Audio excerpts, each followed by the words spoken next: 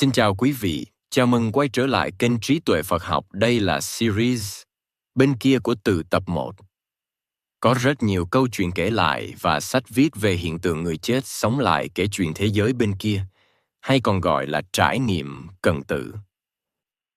Có những câu chuyện mà dù tin hay không, người ta vẫn muốn lắng nghe đến hết. Bởi vì điều chúng chạm tới là một trong những câu hỏi lớn nhất của đời người. Điều gì xảy ra khi cái chết đến? Và cuốn Trở về từ cõi sáng của tác giả Betty Edie là một hiện tượng. Có những người đã chất vấn tác giả từng chi tiết một, nhưng bà Betty đã giải đáp được hầu hết các thắc mắc của mọi người, khiến số lượng người hâm mộ bà ngày càng tăng lên. Nhận thấy đây là một quyển sách giá trị, một đề tài đáng để cho chúng ta suy ngẫm, nên chúng tôi đã xin phép tác giả để tóm tắt và lược dịch những đoạn chính.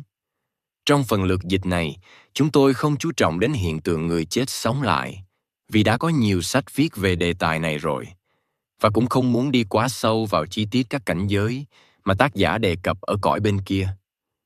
Chúng tôi chỉ muốn tập trung vào nội dung cốt lõi của cuốn sách, tức là thông điệp cần thiết cho nhân loại mà tác giả đã nhấn mạnh rằng. Đó chính là lý do bà được trở lại cõi trần. Sau đây là hồi ký của tác giả.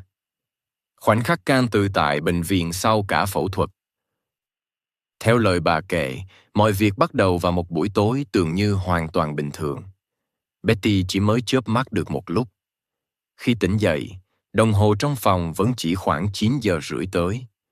Thế nhưng bà bỗng cảm thấy toàn thân tràn ngập một cảm giác rất lạ. Bà không biết điều gì đang xảy ra, nhưng linh tính mách bảo rằng có một việc hệ trọng sắp đến. Nhìn quanh căn phòng, mọi thứ vẫn như cũ, cánh cửa vẫn khép hờ, ánh sáng từ hành lang vẫn hạt vào nhàn nhạt. Thế nhưng trong lòng bà lại dâng lên một nỗi sợ khó hiểu. Sức lực trong người bắt đầu suy giảm rất nhanh. Betty cố với tay bấm chuông gọi y tá nhưng không thể cử động. Ngay lúc ấy, bà nghe thấy một âm thanh lạ đâu đó càng lúc càng lớn. Rồi một cảm giác kỳ lạ xuất hiện. Bà muốn ngồi dậy, nhưng cơ thể dường như đã hoàn toàn tê cứng. Dù cố gắng thế nào, chân tay cũng không còn nghe theo ý muốn nữa. Betty cảm thấy như có một sức mạnh vô hình đang kéo mình đi. Đúng lúc đó, bà cảm nhận một luồng tác động mạnh nơi lồng ngực. Điều kỳ lạ là cảm giác ấy không hề đau đớn. Ngược lại, bà thấy cơ thể trở nên nhẹ nhõm lạ thường.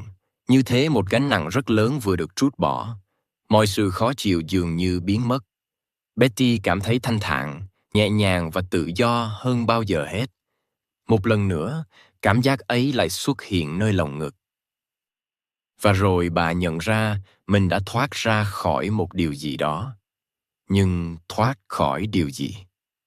Trong khoảnh khắc hoang mang ấy, Betty bỗng thấy mình đang lơ lửng giữa không gian, gắn sát trần nhà.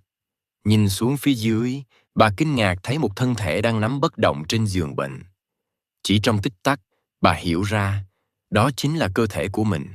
Điều đáng ngạc nhiên là bà không hề hoảng sợ. Thay vì kinh hãi, bà lại cảm thấy bình yên một cách sâu sắc.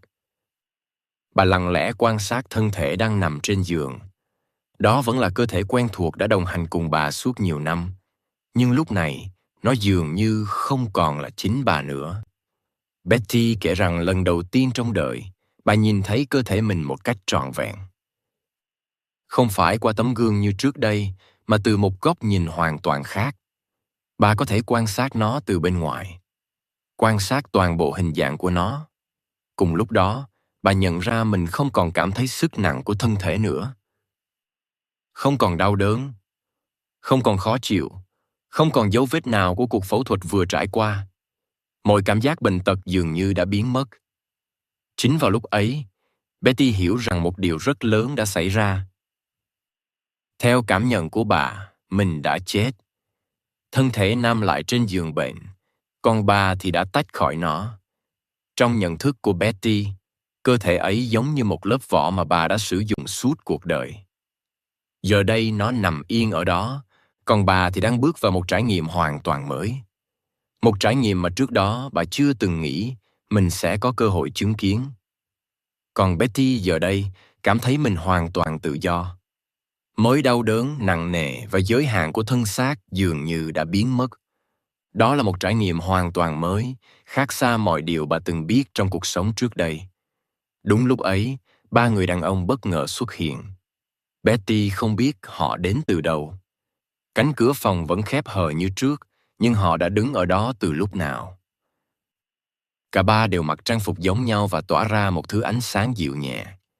Khi nhìn họ, Betty chợt nhận ra chính mình cũng đang phát ra ánh sáng tương tự. Điều lạ là bà không hề cảm thấy sợ hãi hay đề phòng. Ngược lại, sự hiện diện của họ mang đến cảm giác thân thuộc và bình an. Theo cảm nhận của Betty, họ có dáng vẻ của những người lớn tuổi. Tuy nhiên, bà cũng biết rằng vẻ ngoài ấy không phản ánh tuổi tác thật sự của họ. Họ giống như những người đã tồn tại từ rất lâu, vượt ngoài những thước đo thời gian thông thường. Một trong ba người mỉm cười và cho bà biết rằng giữa họ đã có mối liên hệ từ rất xa xưa.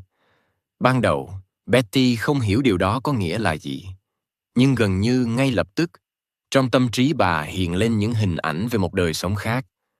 Từ trải nghiệm ấy, bà cảm nhận rằng cuộc đời không chỉ giới hạn trong một kiếp sống ngắn ngủi. Bà hiểu rằng mình và những người này đã quen biết nhau từ rất lâu, và họ là những người bạn đặc biệt luôn dõi theo mình. Trong nhận thức của Betty lúc ấy, họ giống như những vị hộ mệnh đã âm thầm đồng hành cùng bà trong cuộc sống vừa qua. Một người cho bà biết rằng bà chưa đến lúc phải chết, và họ xuất hiện để giúp bà yên tâm. Nghe điều đó, Betty chợt hiểu vì sao từ lúc rời khỏi thân xác, bà không hề cảm thấy hoảng loạn. Dù chứng kiến những điều chưa từng thấy, bà vẫn giữ được sự bình tĩnh và sáng suốt. Bà cảm nhận được sự quan tâm chân thành từ ba người bạn đặc biệt ấy. Betty muốn nói lời cảm ơn. Nhưng rồi bà nhận ra rằng, từ khi họ xuất hiện đến giờ, không ai thực sự cất tiếng nói. Mọi sự trao đổi đều diễn ra bằng ý nghĩ. Ý tưởng được truyền đi trực tiếp, rõ ràng và đầy đủ hơn rất nhiều so với ngôn ngữ thông thường. Đó là một trải nghiệm hoàn toàn mới. Dù còn rất nhiều điều muốn hỏi và muốn chia sẻ, Betty cảm nhận rằng lúc này vẫn còn một việc quan trọng hơn đang chờ phía trước. Ý nghĩ đầu tiên xuất hiện trong tâm trí bà là gia đình. Chồng bà đang làm gì? Các con bà ra sao? Ai sẽ chăm sóc chúng nếu bà không còn ở đó? Nỗi bận tâm ấy xuất hiện rất tự nhiên. Suốt nhiều năm, gia đình luôn là điều bà yêu thương và lo lắng nhất. Vừa nghĩ đến họ, Betty lập tức thấy mình rời khỏi bệnh viện. Bà nhận ra mình có thể di chuyển chỉ bằng ý nghĩ. Không có khoảng cách, không có trở ngại. Chỉ một ý niệm khởi lên và bà đã có mặt ở nơi mình muốn đến. Khoảnh khắc tiếp theo, Betty đứng trước ngôi nhà quen thuộc của mình. Bà bước vào và nhìn thấy chồng đang ngồi trong phòng khách. Lũ trẻ vẫn chạy nhảy, đùa nghịch như mỗi ngày. Mọi thứ dường như vẫn tiếp tục diễn ra. Betty lặng lẽ quan sát từng đứa con. Bà tự hỏi điều gì sẽ xảy ra nếu chúng lớn lên mà không có mẹ bên cạnh. Nhưng rồi một sự hiểu biết đặc biệt xuất hiện. Theo lời kể của Betty, bà bỗng nhận thức được rằng mỗi đứa trẻ đều có cuộc đời riêng của mình. Mỗi đứa đều có con đường riêng, những bài học riêng và những kinh nghiệm riêng cần phải trải qua. Lần đầu tiên, bà nhìn các con không chỉ với tư cách một người mẹ. Bà nhìn chúng như những thực thể độc lập với đời sống và lựa chọn của riêng mình. Chúng không thuộc về bà, cũng như bà không thuộc về bất kỳ ai. Tất cả đều đang đi trên hành trình riêng của mình. Vai trò của người mẹ là chăm sóc, nuôi dưỡng và đồng hành trong một giai đoạn nhất định. Sau đó, mọi người đều phải bước tiếp con đường của chính họ. Nhận thức ấy khiến Betty vô cùng xúc động. Bà hiểu rằng từ trước đến nay mình đã mang quá nhiều lo lắng. Bà luôn muốn bảo vệ các con khỏi khó khăn. Luôn mong cuộc đời chúng diễn ra theo những điều tốt đẹp mà mình hình dung. Nhưng giờ đây, bà nhận ra rằng không ai có thể sống thấy cuộc đời của người khác. Những thử thách mà mọi người gặp phải cũng là một phần trong quá trình trưởng thành của họ. Điều đó không nằm trong sự kiểm soát của bất kỳ người cha hay người mẹ nào. Sự hiểu biết ấy mang lại cho Betty một cảm giác nhẹ nhõm sâu sắc. Những nỗi lo tung đè nặng trong lòng dần tan biến. Bà không còn sợ hãi cho tương lai của gia đình như trước nữa. Mọi thứ dường như đang vận hành theo một trật tự lớn hơn điều mà bà từng nghĩ. Sau khi chứng kiến những điều ấy, Betty quay trở lại bệnh viện. Bà không nhớ mình đã trở về bằng cách nào.